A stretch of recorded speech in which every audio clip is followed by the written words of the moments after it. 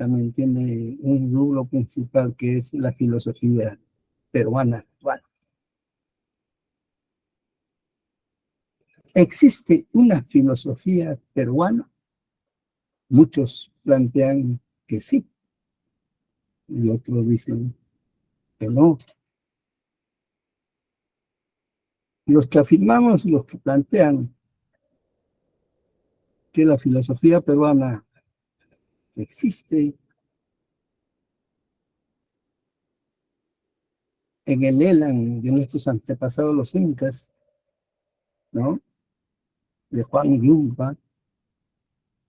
Hay un derrotero de la filosofía peruana, más allá de las connotadas subjetividades del eurocentrismo, ¿no? La filosofía es reflexión, análisis, crítica. La filosofía sirve para resolver problemas. Y la filosofía en el Perú actual estaba centrado en la vigencia del pensamiento del distinguido filósofo Augusto Salazar Gondi y su filosofía de la liberación, ¿no? Sus criterios del humanismo, sus criterios de cómo él plantea de que el hombre peruano está alienado, ¿no? ¿Y por qué el hombre peruano está alienado? Vive de espaldas a la realidad, es inauténtico.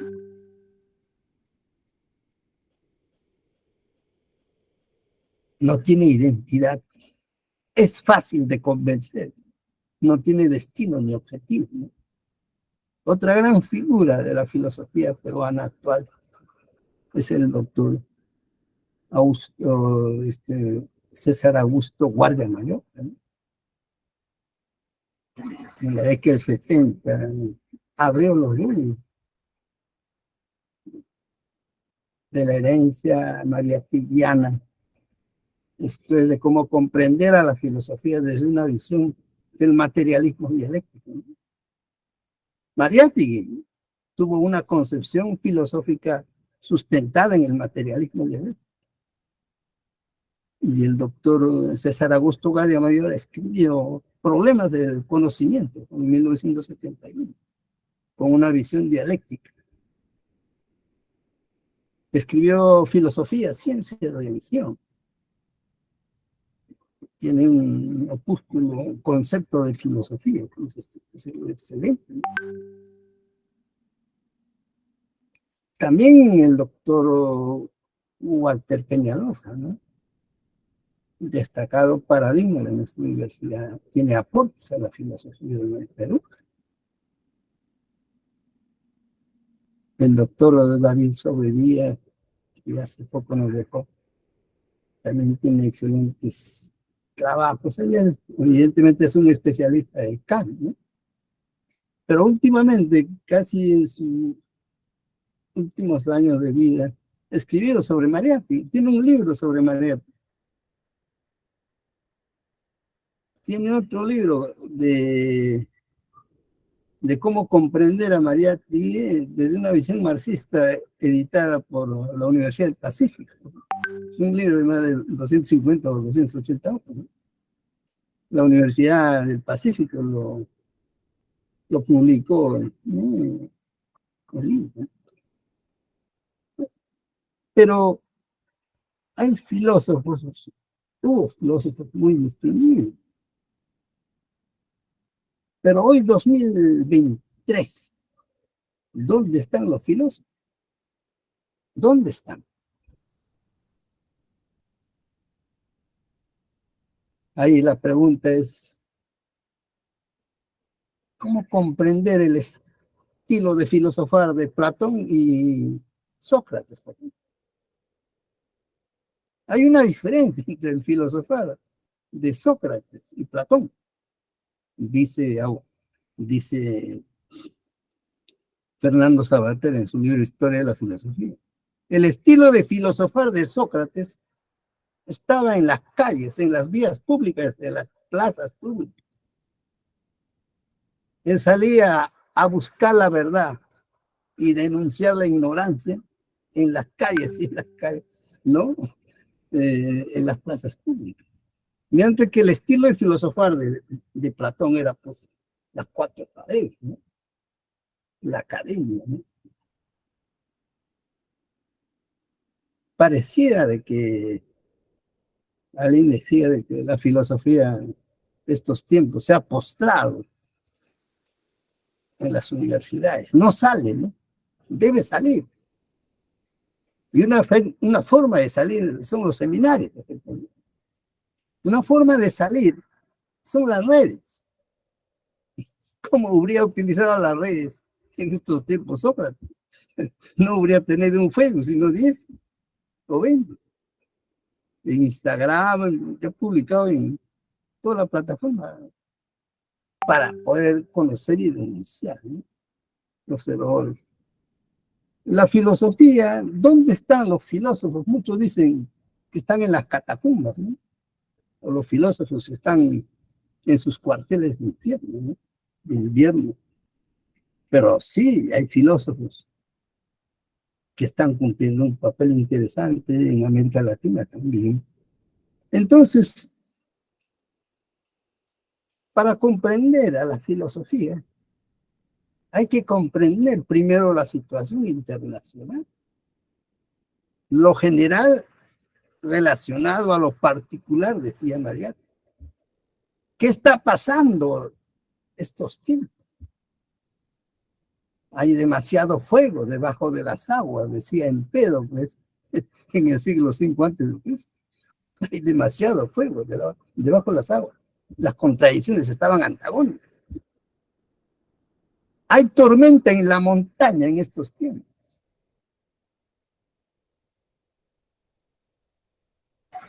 Hay tempestad en los Andes.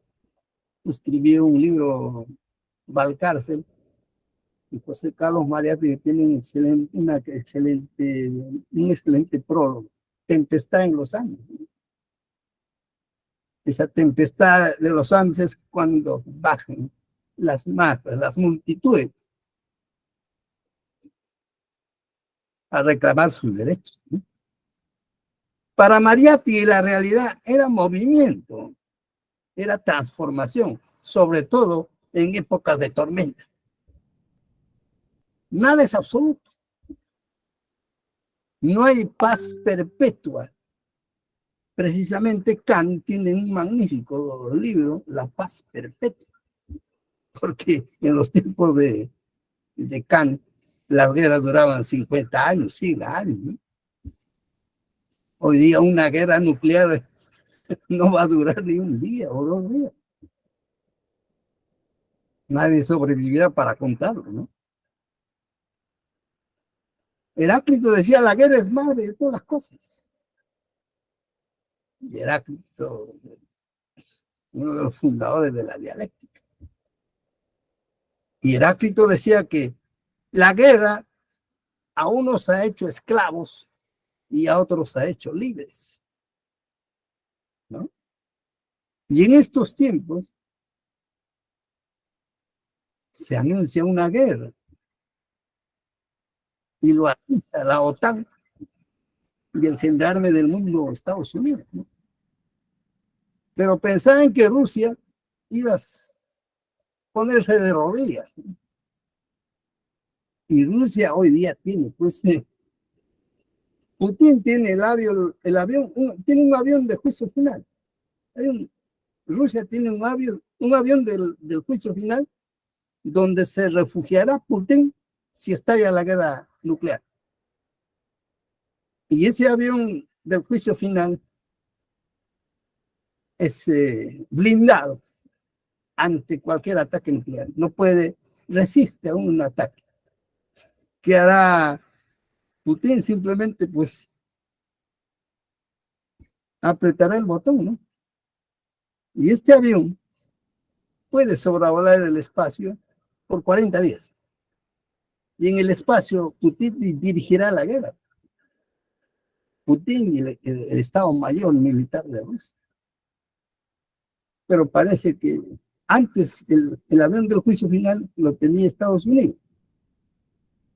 Ahora lo tiene en mejores condiciones Rusia.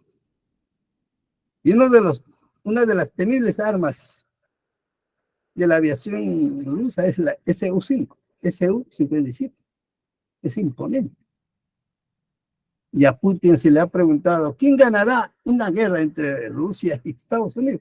Y Putin ha dicho, nadie, nadie, porque la Tierra va a desaparecer. Y Putin ha dicho, sigan provocando y Europa desaparece en 2 semanas. Entonces, Mariátegui que también vivió en tiempos bélicos. Cuando tenía 20 años, Mariátegui comenzó la Primera Guerra Mundial imperialista. Vivimos tiempos de crisis. Los tiempos de crisis en el Perú han sido nuestro caserito, ¿no? Hemos tenido 4 grandes crisis. Pablo Macera dice las 4 grandes olas, ¿no? La primera ola, la invasión y la conquista en el siglo XV. La segunda crisis en las guerras de liberación nacional, las guerras de la independencia, ¿no? Que no fueron independencia, ¿no? La tercera gran crisis, la de la guerra con Chile. No la guerra con Chile, sino la guerra con Inglaterra. No era una guerra con Chile, era una guerra con Inglaterra. Y esa guerra lo perdimos. ¿Por qué? Por la incapacidad de la clase dominante. Chile se había preparado 50 años antes para la guerra. Nosotros vivíamos el sueño de los justos. La cuarta gran crisis es 1980, ¿no? Y ahora estamos viendo la quinta gran crisis con el quiebre de la democracia y la consolidación del neofascismo y el matrimonio que ocurrió hoy día en el Congreso de la República, ¿no? En estos tiempos de la democracia burguesa, en estos tiempos del capitalismo, no todo lo que brille, sí. Los que aman, los que defienden la libertad burguesa, la democracia burguesa, como Mario Vargas Llosa, por ejemplo, ¿no? A Mario Vargas Llosa, que tanto defiende la democracia burguesa o la libertad burguesa, el bienestar de la sociedad civilizada occidental, hay que decirle que vaya de turismo pues al barrio zombie de Filadelfia. El barrio zombie de Filadelfia es la esencia descarnada hasta dónde ha llegado el capitalismo. En Filadelfia, los jóvenes están muriendo por decenas, por centenas cada día con el consumo de la droga. Visiten a YouTube y pongan el mismo título que está acá. Varios hombres, Filadelfia, están descarnados. ¿A dónde ha llegado Estados Unidos? De cómo se da la miseria humana, ¿no? Jóvenes que en las calles que se mueren consumiendo droga, ¿no? Y nadie dice nada. Y abajo, acá abajo tienen otra foto. Esta foto es de hace un mes. Una señora en el abandono, con los pies sucios, descalzos, muriéndose al lado de un chifa. Esto está en Cayoma, a 3 cuadras del Palacio de Gobierno. A 7 cuadras del Congreso de la República. Esta es la democracia de nuestros gobernantes. Esta es la democracia de nuestros congresistas. Entonces, el pensamiento de Mariátegui es el reflejo de una etapa histórica plena de hechos y acontecimientos, ¿no? Un gran acontecimiento en la vida de Mariátegui es el imperialismo, ¿no? Que ahora lo dicen con palabras un poco blandescas, la globalización, ¿no? Incluso nos han hecho creer que la globalización es buena, ¿no? Y santa. La globalización es imperialismo, es dominación. Y el imperialismo es la última fase del capitalismo. Y para que exista el imperialismo, si existe el imperialismo, siempre habrá pobreza, miseria. Hoy día en el Perú hay 6 millones de peruanos. En este bicentenario hay 6 millones de peruanos sin agua, luz ni desagüe. 6 millones de peruanos. La Primera Guerra Mundial, causa y maquinada por el imperialismo, ¿no? Por el nuevo. Acá en la Primera Guerra Mundial hay un reparto del mundo, ¿no? Pero también en tiempos de Mariátegui triunfa la revolución rusa, ¿no? La revolución bolchevique, y cambia los signos del capitalismo por un nuevo sistema social. Evidentemente hay una agudización de la crisis, de las contradicciones del sistema capitalista. Ejemplo, 1929, donde hay una gran crisis que refleja también en la sociedad peruana, ¿no? En el pensamiento de Mariátegui hay 3 momentos. El primer momento, lo que es llamado la Edad de Piedra, ¿no? Desde 1899 hasta 1905, dice, fue su Edad de Piedra, ¿no? La edad todavía donde no tenía una concepción científica del mundo, ¿no? En esta Edad de Piedra, Mariátegui era un joven, ¿no? Muy consciente de cómo comprender y valorar las cosas de una familia humilde, etcétera, enfermizo y de tantas necesidades. Pero Mariátegui, vamos a ver después, no es de que Mariátegui de 1919, no es decir también de que Mariátegui recién llegando a Europa asume el marxismo, ¿no? Mariátegui va a escribir en 1914 un artículo haciendo homenaje a un socialista francés. Vamos a ver eso. En el segundo momento, la etapa del aprendizaje europeo, ¿no? Hoy día este año se cumplen 100 años del aprendizaje europeo. Mariátegui viaja a Europa, ¿no?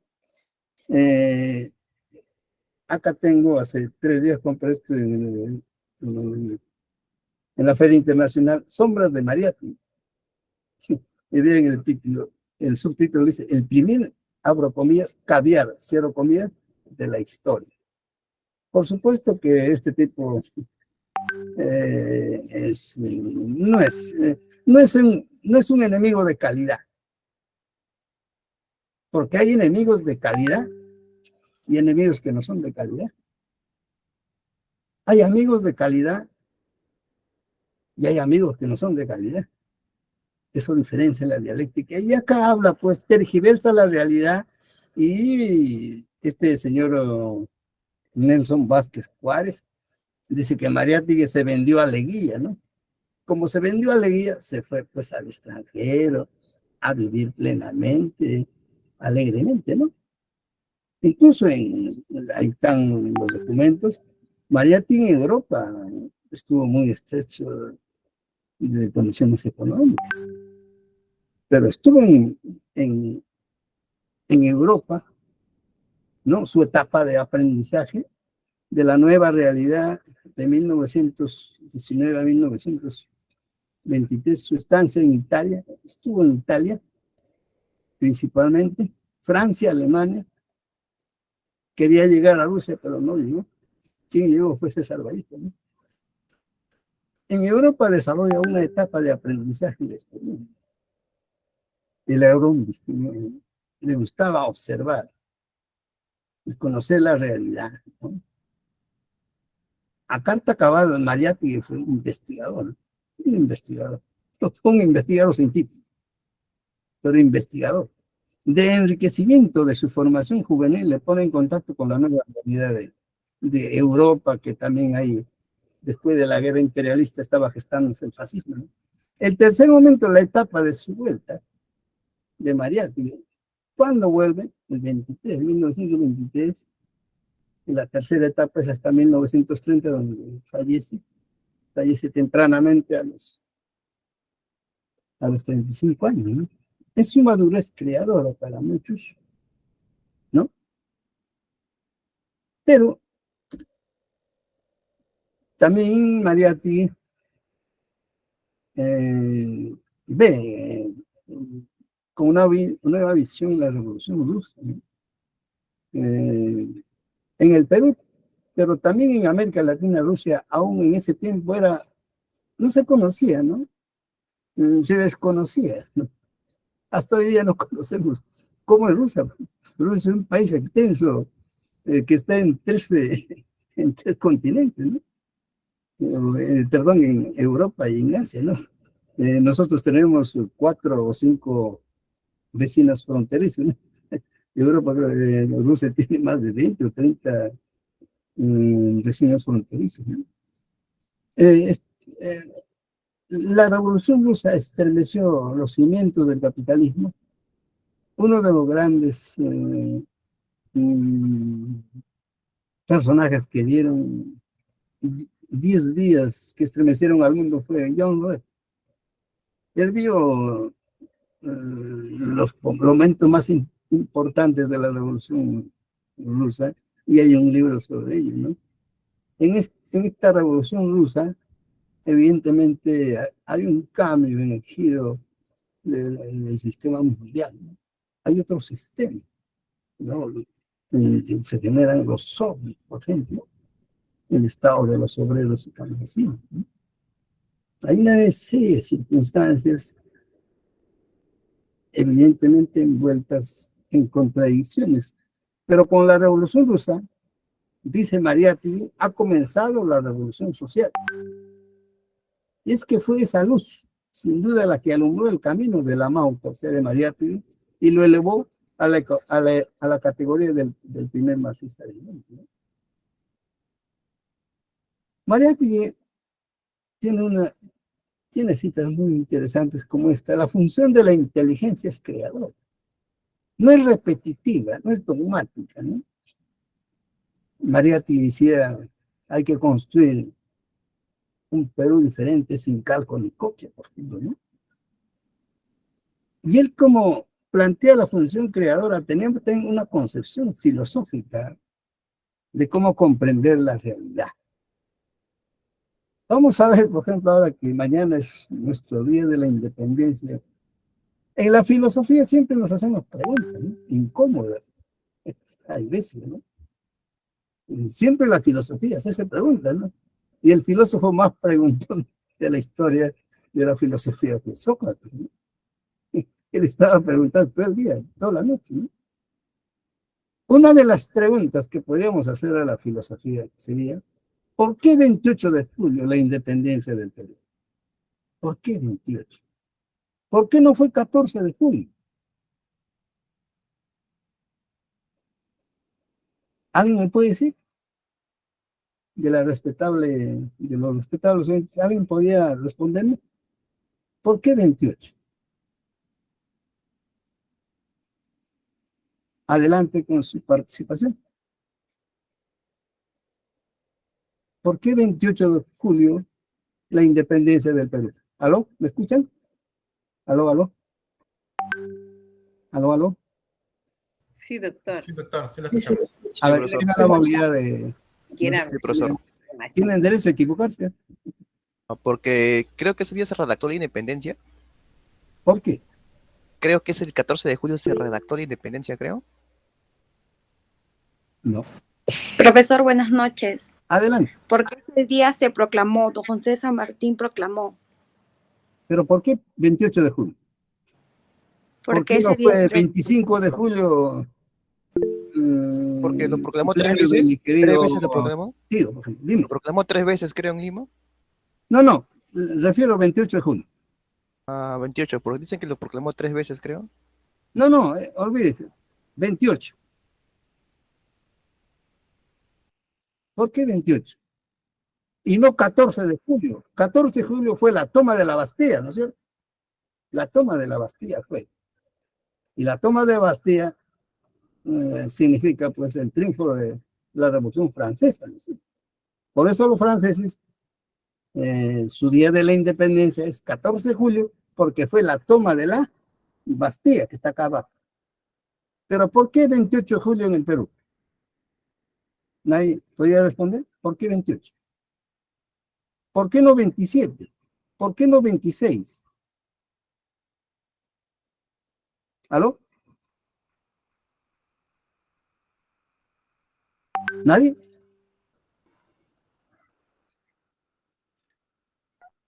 Acá. Porque se estaría cruzando con otra fecha. ¿Ah? ¿Aló? Yo supongo que el día que lo han fijado depende de los criterios Con otra fecha, supuestamente estaban dirigiendo, ¿no? Y han puesto la fecha que les era conveniente para ellos. Y eso es lo que supongo. ¿Conveniente en qué sentido? De sus intereses. ¿Qué interés? Soy muy poco conocida de la historia, pero he de suponer, estoy suponiendo yo, Vale, vale. el que determinó eso.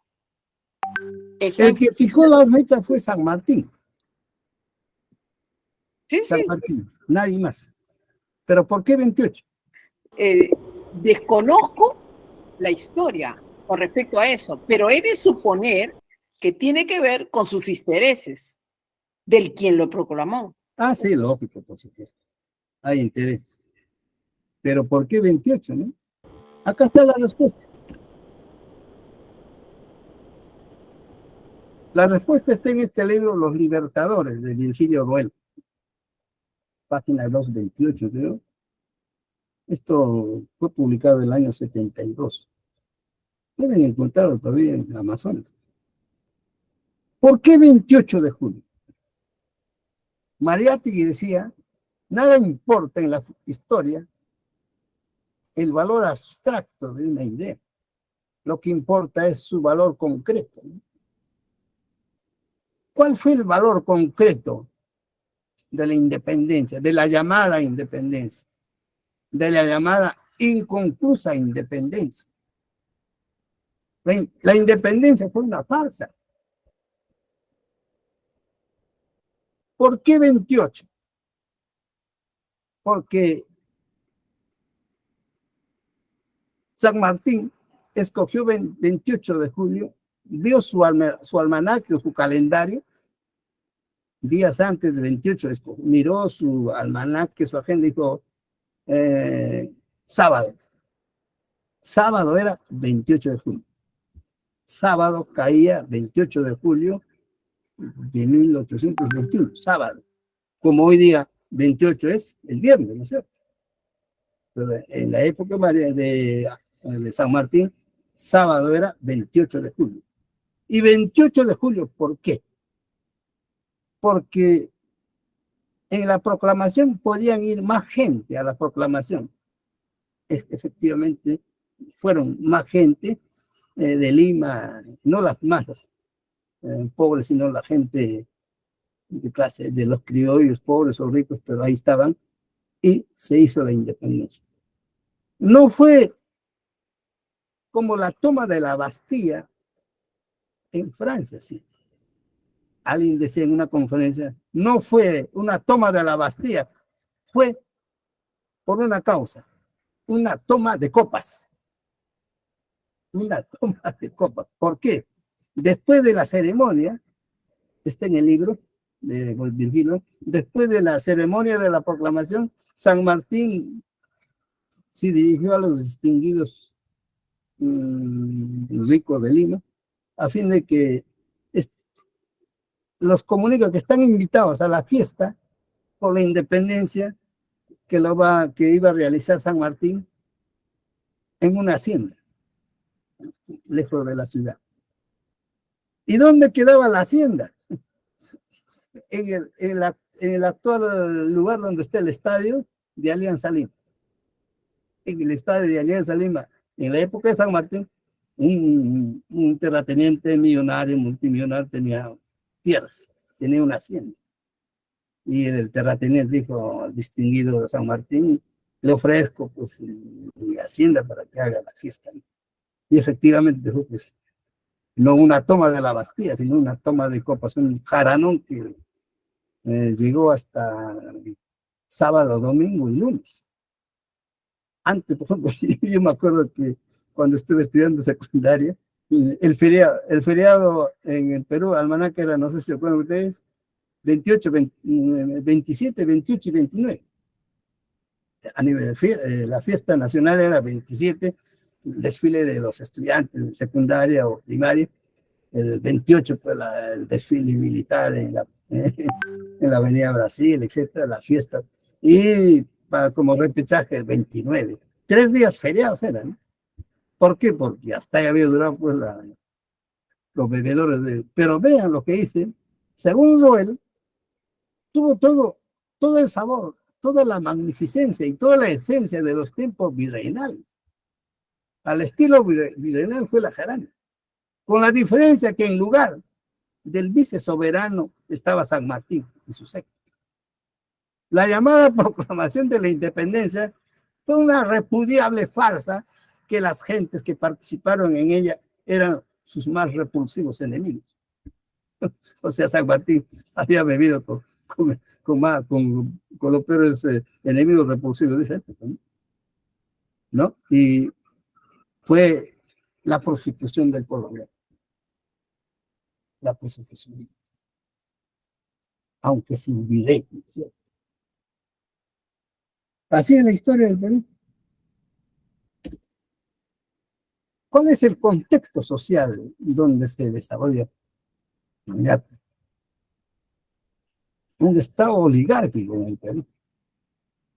Oligarquía, para los estudiantes que están escuchando, ¿no?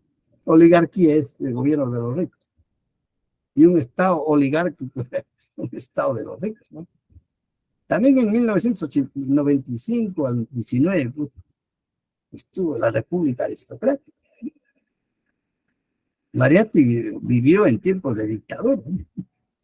La dictadura del Cáceres, de Piedra, ¿no? Tantas gentes. Y después el remate dictatorial pro imperialismo norteamericano de Augusto B. Leguía, ¿no? En ese contexto internacional que vive Mariátegui, hay una aparición del capital monopolista en el mundo, ¿no? El capital monopolista era la última fase del imperialismo, ¿no? Ya no eran los tiempos de la libre concurrencia, sino el capital monopolista, ¿no? Eran los fines del siglo XIX, donde habían contradicciones, también las masas reclamaban sus derechos, ¿no? Estaba en formación la clase obrera, el movimiento popular en el Perú. En el capitalismo mundial, el capitalismo industrial había desplazado por el capitalismo financiero. Surge el mercado monopolista, la concentración del capital y su expansión hacia las zonas productoras de todas las rutas de las naciones, ¿no? Un crecimiento del consumo. Hay un crecimiento del consumo, ¿no? Evidentemente el capitalismo tiene ese criterio, ¿no? La nueva civilización, hoy dice estamos en la vieja civilización todavía. Seguimos en la vieja civilización. Hay un libro que le recomiendo, Tawa Inti Suyo, de Ramiro Reinaga. Tawa Inti Suyo es un libro interesantísimo. Pueden encontrarlo en la red. Está en la red. En este libro del Tawa Inti Suyo, dice Reinaga, el mundo de hoy es consecuencia de la masacre más grande cometida en la vida de la humanidad. Se refiere a la invasión española, ¿no es cierto? Una de las grandes masacres, ¿no? Sí, la civilización de nuestros antepasados, en tiempos de Huayna Cap, habían 10 millones de habitantes. Cuando en tiempos de San Martín se hace el primer censo nacional, ¿Saben cuántos eran de peruanos en el censo? 1.200.000. Eso lo dice en su libro el doctor Capsol. Nueva Historia. En su libro Nueva Historia. Pues ahí nada dice, el gigantesco botín del asalto a nuestro pueblo no creó paz. Lo que creó fue una paz de los cementerios. No creó libertad, ni plenitud, ni sabiduría. Fue usado para construir la maquinaria europea, industrial, militar, atómica, que destruye toda naturaleza. ¿Acaso hoy día no se sigue destruyendo la naturaleza y los pueblos en el Perú? Visiten el Perú andino, no el Perú serrano, sino el Perú andino. El Perú no nació serrano, el Perú nació andino. Eso de serrano nos trajeron los españoles, porque en Europa había un lugar llamado Sierra, ¿no? Y los indiran eso de serrano, ¿no? España no, en las oscuras cavernas de su ignorancia cósmica, el hombre blanco, ¿no? Los españoles, aterrado por su desconocimiento de lo real, se puso a inventar armas y entre ellas inventó dioses irreales y tristes y vengativos. Y la máxima conquista de ese pensamiento enfermo fue la bomba nuclear de esos tiempos, ¿no? No sé si ven la foto a la izquierda, en Puno miran lo que está pasando, ¿no? Alcalde de Ácora pide perdón de rodillas por reunirse con Dina Boluarte. Esto está pasando hace días. Este alcalde de Puno se reunió posiblemente con la señora Dina, ¿no?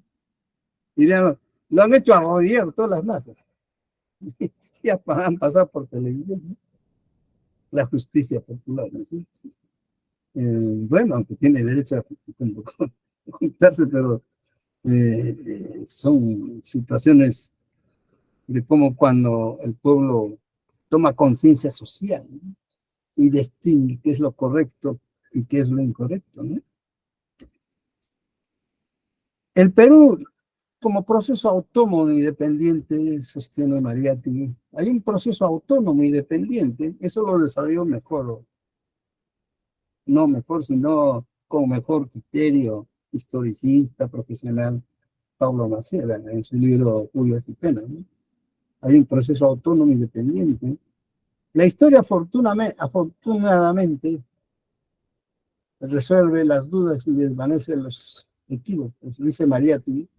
La conquista fue un hecho político, dice Mariátegui. Interrumpió bruscamente el proceso autónomo de la nación inca. De eso tomó nota Pablo Macera, y se hizo famoso.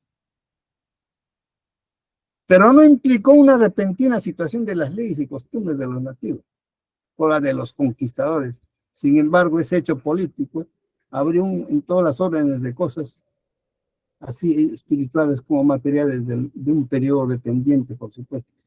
Esta famosa cita de José Carlos Mariátegui está en el libro Tempestad en los Andes, de Luis Balcarce. Ahí incluso les invito a leer Tempestad en los Andes, el prólogo, donde deslinda Mariátegui como el eurocentrismo. La herencia colonial en la educación, ¿no? La tesis central de Mariátegui: no es posible democratizar la enseñanza de un país sin democratizar su economía y sin democratizar, por ende, su superestructura política. Mis estudiantes de la universidad me preguntan: profesor, ¿cuántas reformas educativas han habido en el Perú? Yo les digo, ninguna, les dije, ¿no? Todas han sido leyes. Bueno, esas reformas que nos han dicho, han habido más de 20 o 15 reformas, pero reformas sin reforma, ¿no es cierto? Una de las, quizás, leyes educativas de mucha consistencia fue incluso donde estaba también parte de esa gestión el doctor Walter Prens, la ley en tiempos de Velasco, la ley 1990, una ley. 19326, creo, la ley de reforma educativa en tiempos de Velázquez fue una reforma muy interesante, ¿no? Los núcleos escolares, comunales, la concientización, la educación un tanto liberadora bajo los principios de Pablo Freire. Interesante, pero fracasó. Porque el sistema, pues, el sistema es determinante, no la ley, ¿no? Brevemente estamos planteando algunas cosas. Acá sí entramos ya a la filosofía. Para Mariátegui se comprende filosofía. No se comprende filosofía si no se comprende el mito trascendental de la historia. El mito en el pensamiento filosófico de Mariátegui tiene un paradigma. El mito mueve al hombre en la historia. Sin un mito, la existencia del hombre no tiene ningún sentido. Nuestros antepasados tuvieron un mito. Nosotros tenemos un mito. La burguesía también tiene sus mitos, dice Mariátegui. Pero los mitos de la burguesía son decadentes. Son pasadistas. Ya la burguesía no tiene mitos, ya no tiene esperanza, ya no tiene una visión del futuro, ¿no? La historia la hacen los hombres poseídos, iluminados por una creencia superior, ¿no? Por una esperanza superior. La civilización, la crisis de la civilización burguesa, dice Mariátegui, apareció evidente desde el instante en que esta civilización constató su carencia de mito. La burguesía no tiene ya mito alguno, dice Mariátegui. Todo es teoría. La burguesía niega el proletariado aquí, ¿no? Invito, si tienen los principios filosóficos, el pensamiento filosófico de Mariátegui está centrado en el alma matinal. Este es uno de los libros de más esencia filosófica de Mariátegui, el alma matinal. Es un libro importantísimo, ¿no?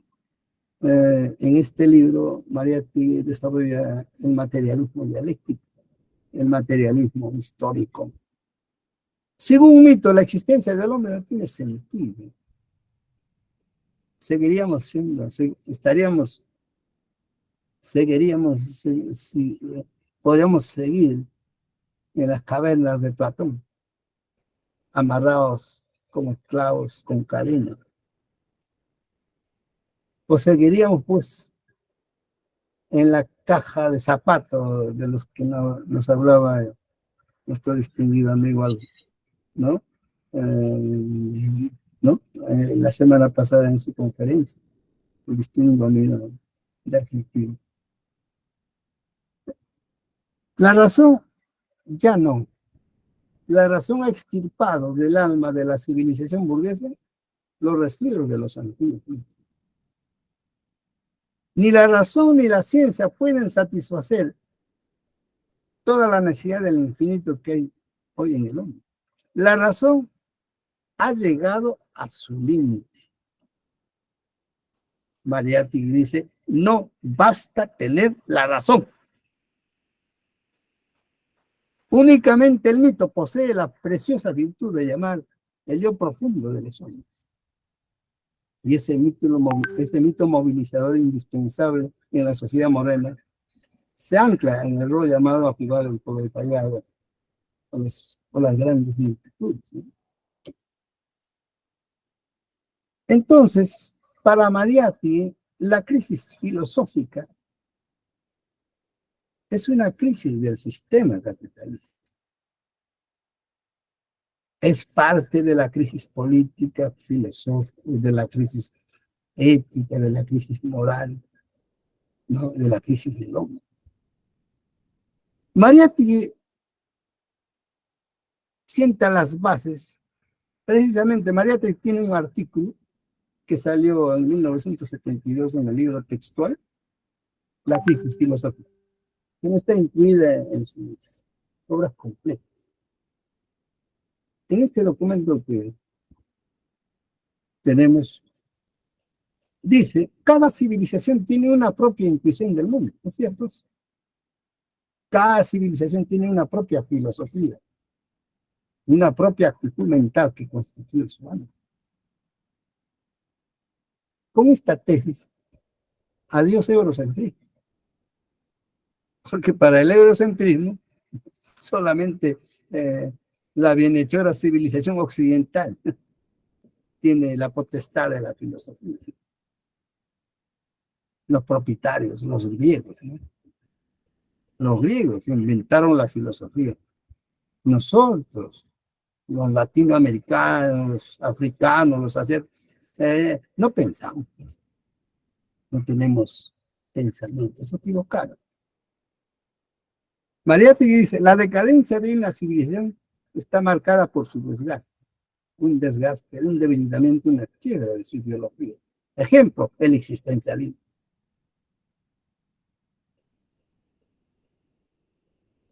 La crisis filosófica ya es irracional. La cumbre del pensamiento filosófico burgués es Hegel. Hegel está en la cima.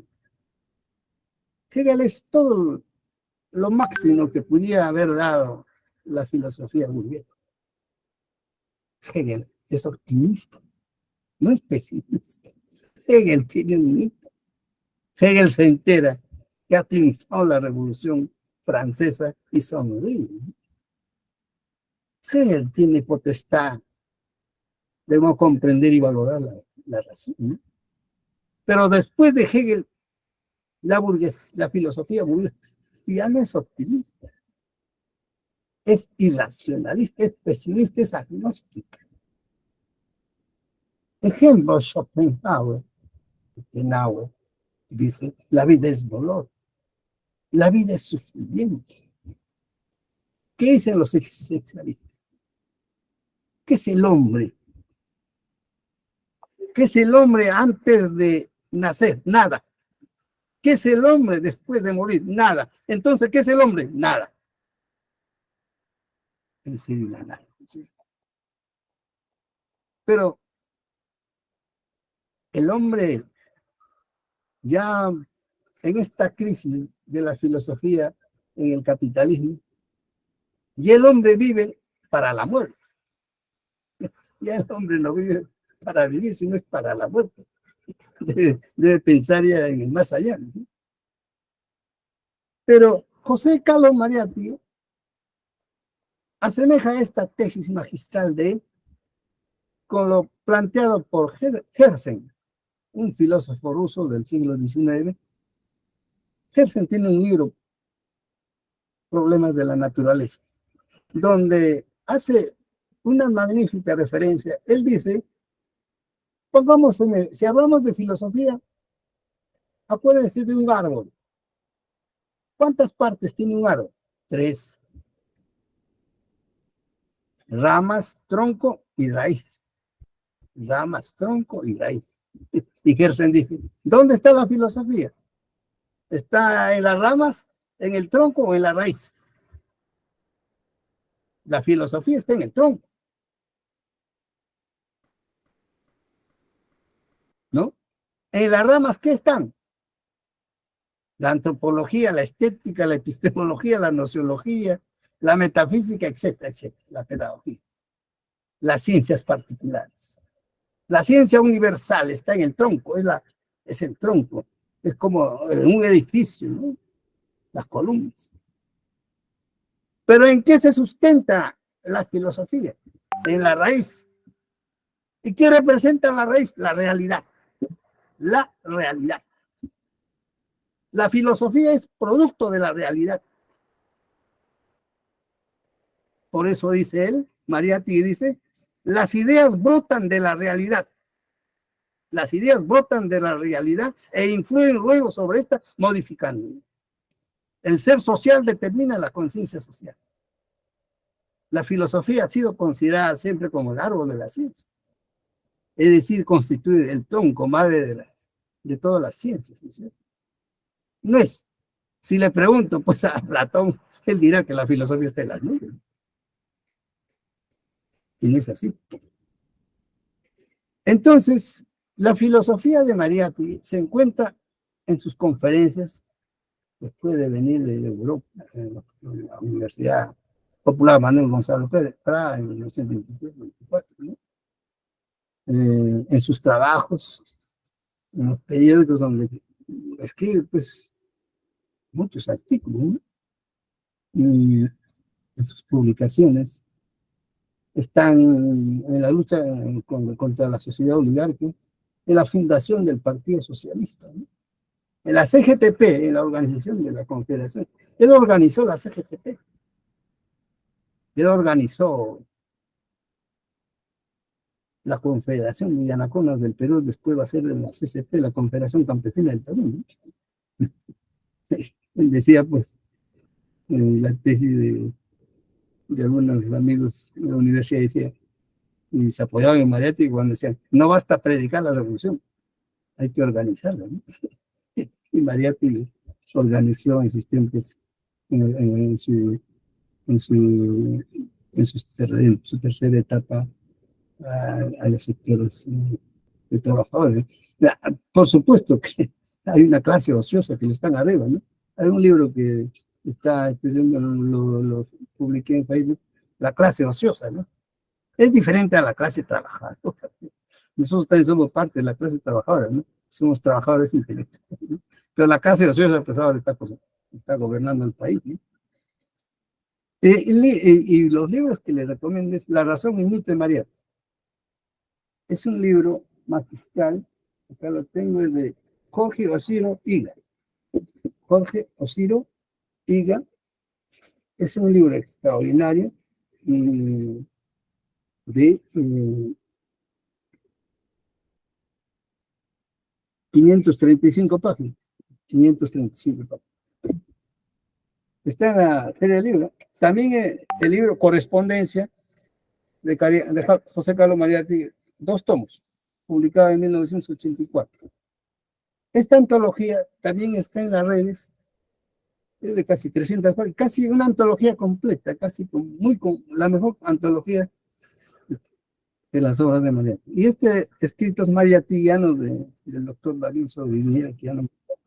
Buen libro también para comprender el punto materialista de Mariátegui.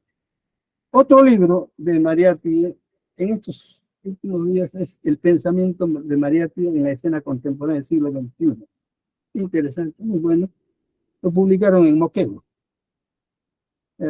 Está también en la red, pero si desean les puedo también enviar en PDF. La crisis filosófica, Mariátegui dice evidentemente es una crisis del sistema, ¿no? Es una crisis pasajera, ¿no? Hemos perdido la fe, ¿no? Recobremos el optimismo, ¿no? Ya esa fuerza de la filosofía racionalista ha dejado de funcionar. Antes, porque el fin supremo de la filosofía es conocer la verdad, ¿no? Eso dice Aristóteles. La tarea de la filosofía es encontrar la verdad.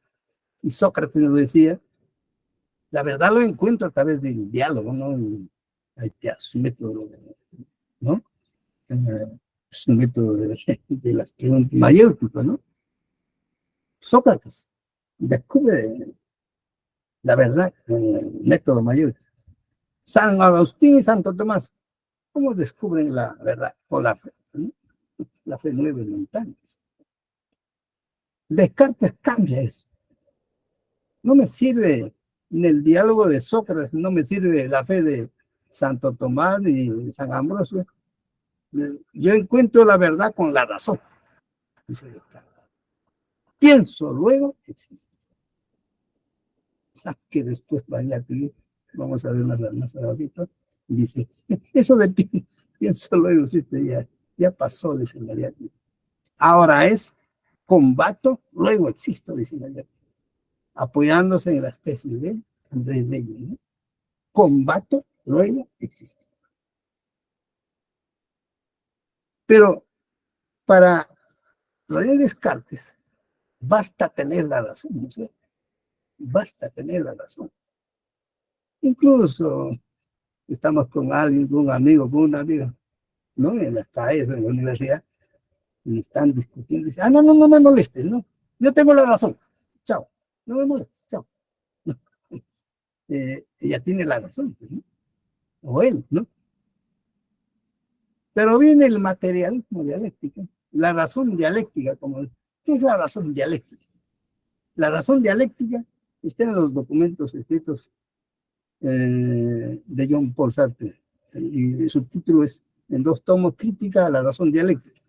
Y para Jean-Paul Sartre, ¿qué es la crítica de la razón dialéctica? Es el propio marxismo.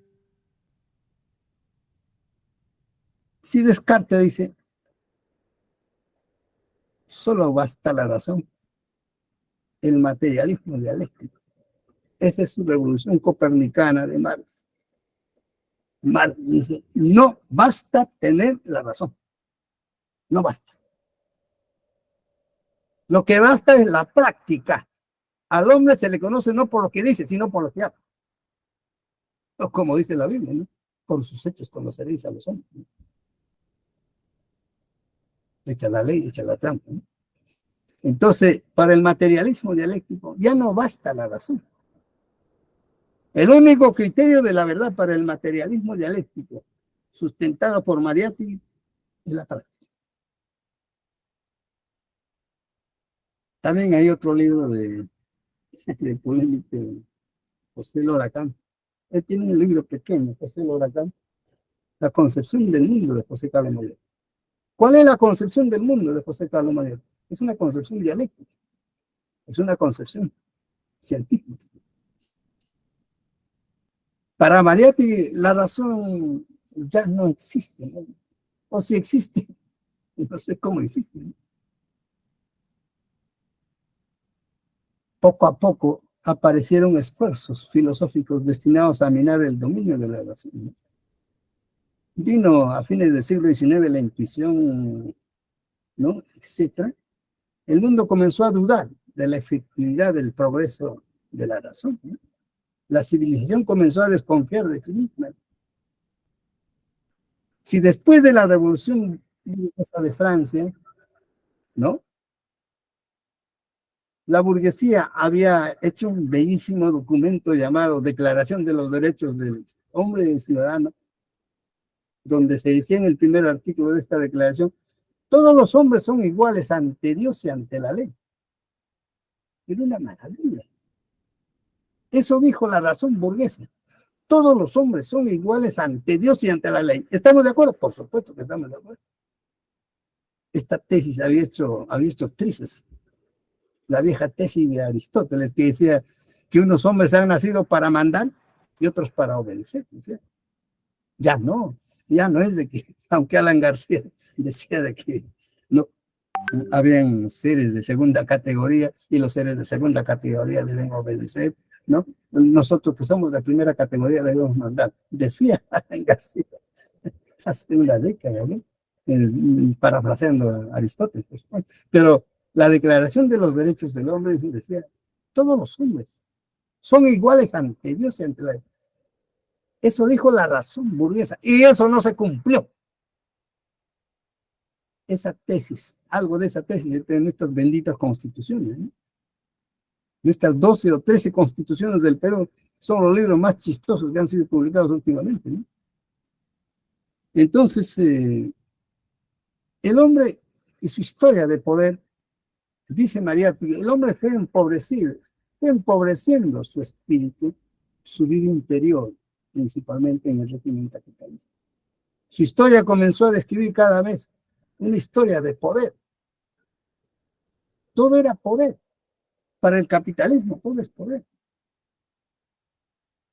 Como decía Francis Bacon, ¿no? El conocimiento es poder.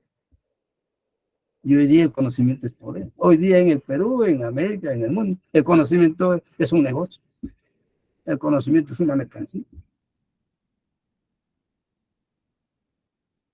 Mientras la filosofía reducía al hombre a su pura razón, a su razón pura, y la ciencia reducía, dice Mariátegui, la naturaleza a un sistema cuantitativo abstracto, como las matemáticas, su política definía, aún con mayor acento, su propia esencia de poder. El poder. ¿Quién tiene el poder? ¿Quién es el nuevo presidente del Congreso? ¿Quién es? Pregunto. Pero hoy día aparece pues, en el periódico La República el matrimonio Fuji-Serronismo, ¿no? Y los serronistas piensan que están en las alturas del poder, ¿no? Qué equivocados están, ¿no? Entonces, este hombre, el hombre burgués, plantea su dominio sobre la naturaleza en su totalidad. Y por dominar la naturaleza, lo ha destruido, ¿no? La naturaleza está destruida en el mundo. Visitemos a algunos lugares del Perú. Madre de Dios, Puerto Maldonado. Todo destruido. La naturaleza ya no es naturaleza. Los ríos contaminados, la laguna contaminada, ¿no?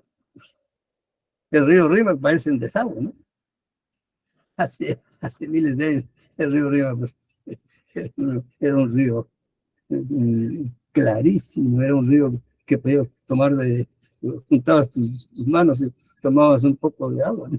Hoy día todo está contaminado, ¿no? La naturaleza hoy día ha sido destruida. La burguesía quiere el dominio sobre los hombres y también sobre sí mismo, ¿no?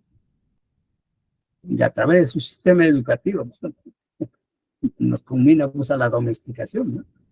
Al ablandamiento, ¿no? Al anestesiamiento de las voluntades, ¿no? ¿No? Ya la burguesía tiene la actitud de decir, si protestas, te mato, ¿no?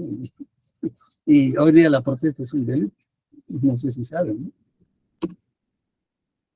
Otro libro interesante de Mariátegui es Temas de Nuestra América, donde está su tesis sobre ¿existe una filosofía en Latinoamérica? Y él plantea que sí.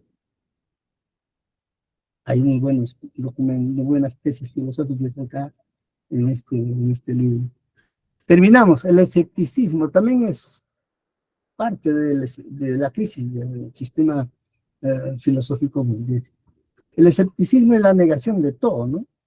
El escepticismo, dice Mariátegui, se contentaba de contrastar la irrealidad de las grandes ilusiones humanas.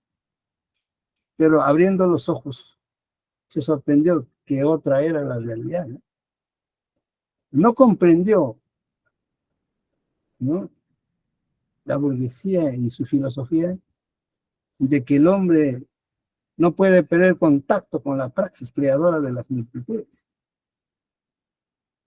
Nosotros como intelectuales, como seres conscientes de un Perú por construir, no podemos perder, dice Mariátegui, el contacto con la praxis creadora de las multitudes, ¿no? Por eso Mariátegui contrasta el escepticismo con el relativismo filosófico. En otras palabras, con el materialismo dialéctico. Niega que existen verdades absolutas, ¿no? Para el materialismo dialéctico hay verdades absolutas y verdades relativas. Nada es eterno. Nada es absoluto. Todo cambia. Todo se desarrolla. Por supuesto que en la crisis de la filosofía contemporánea, la voluntad es abstracta. La voluntad, dice Mariátegui, la voluntad abstracta es dominación. Eso parte del cartesianismo, dice Mariátegui. La voluntad abstracta. Esta voluntad abstracta no es una voluntad concreta. Para el materialismo dialéctico, no hay una voluntad abstracta del hombre, sino una voluntad concreta. Y esa voluntad concreta se sustenta en la libertad. ¿Y qué es libertad? Es decidir. ¿Y qué es decidir? Como dice San Agustín, Dios nos ha dado ese libre albedrío, ¿no? Dios no es malo, ni bueno, aunque Dios es bueno y malo para Santo Tomás, ¿no? Santo Tomás dice, Dios es malo con sus hijos que no tienen principios de fe. Dios es bueno con sus hijos que son buenos, ¿no? Para Santo Tomás Dios castiga, ¿no? Y Dios premia. Para San Agustín, no. Dios no es bueno ni malo. Dios te ha dado el libre albedrío y ese libre albedrío. Con el libre albedrío puedes escoger el camino del bien o el camino del mal. Y punto. Acá no es Dios me ha castigado o Dios bueno es bueno. Bueno, esa tesis. Pero para el materialismo dialéctico, la voluntad es concreta y esta voluntad concreta, según el materialismo dialéctico y mariático, nos revierte en la ética de la liberación. Él habla de la ética de la liberación. Hay una serie de cosas de filosofía que hay que... Es una beta. Sobre filosofía hay mucho que investigar en mariático. Y me sorprende la bibliografía sorprendente, no en Perú, sino revisen en las redes la bibliografía inmensa y sorprendente de Mariátegui en Chile. En Chile está la mejor bibliografía de quienes han escrito sobre Mariátegui, que han hecho Mariátegui, pero es sorprendente. Lo pueden leer, visiten a las redes. Entonces, esta ética de la liberación del otro, ¿no?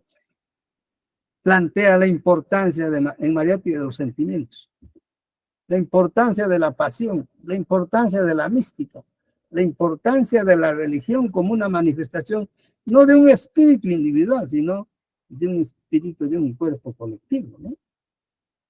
Pero acá me centro en los sentimientos, ¿no? ¿Qué de sentimientos tenemos hoy día, por ejemplo? El hombre ya no tiene sentimientos, ¿no?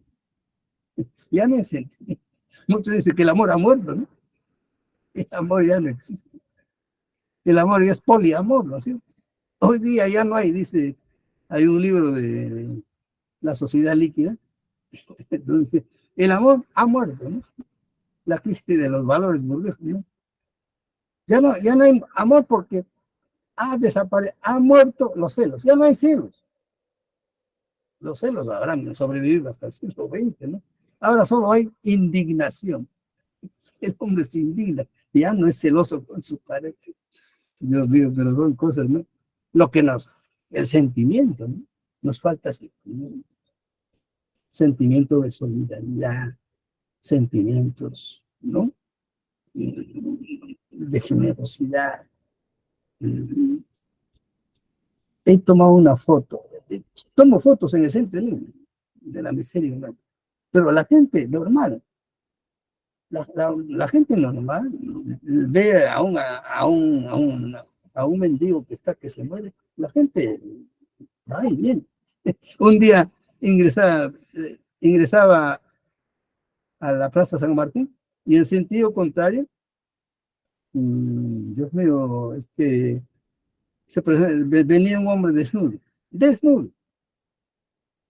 y la gente comenzó a ponerse la mano a los ojos, ¿no? El hombre estaba desnudo, pero después pasó el tiempo, también otra vez se presentó una persona en paños menores en el centro de Lima. La gente normal, ya parece que el hombre estaba, o sea, hemos perdido ese sentido de, ¿no? ¿Dónde está el ministerio de la mujer? ¿Dónde está el ministerio de justicia? No tiene ni los siglos de Platón, ¿no? Ya no tenemos sentimientos, hay que recordar los sentimientos y el amor por los que no tienen, ¿sí? Pensamiento y acción, termino ya. Por supuesto, Mariátegui reitera, conviene corregir a Descartes. Él decía, Mariátegui dice, combato luego existe. La corrección resulta en verdad oportuna, dice Mariátegui. La fórmula filosófica de una edad racionalista tenía que ser pienso, luego existe, ¿no? Pero a esta edad romántica, revolucionaria y quijotesca, no le sirve ya la misma forma. Adiós. La vida más que pensamiento quiere ser acción, dice Mariátegui. Quiere ser combate. Para Mariátegui es bueno codificar el pensamiento. La misma filosofía que nos enseña la necesidad del mito y de la fe resulta incapaz generalmente de comprender la fe y el mito de los nuevos tiempos. Pero alguien diría, están hablando de fe y mito, si son materialistas dialécticos. Hay que comprender el pensamiento de Mariátegui. La fe mueve montañas, ¿no? El mito es inconmensurable para Mariátegui, ¿no? Y justo rescata, él ha leído bastante Miseria de la filosofía de Marx. Invito a ustedes a leer Miseria de la filosofía. Es un libro interesante. Acá en este libro, Miseria de la filosofía de Marx, destruye, liquida las competencias. Y nosotros seguimos haciendo apología de las competencias. Lo destruye. Y dice, parafraseando al doctor Walter Peñalosa, en estos tiempos la competencia son zoológicas. A los filósofos les tocará más tarde codificar el pensamiento que emerja de las gestas de los multitudinarios. La filosofía tiene que tener esa convicción y esa fe de codificar el pensamiento de las grandes multitudes. Termino. Mariátegui fallece a los 35 años, terminó.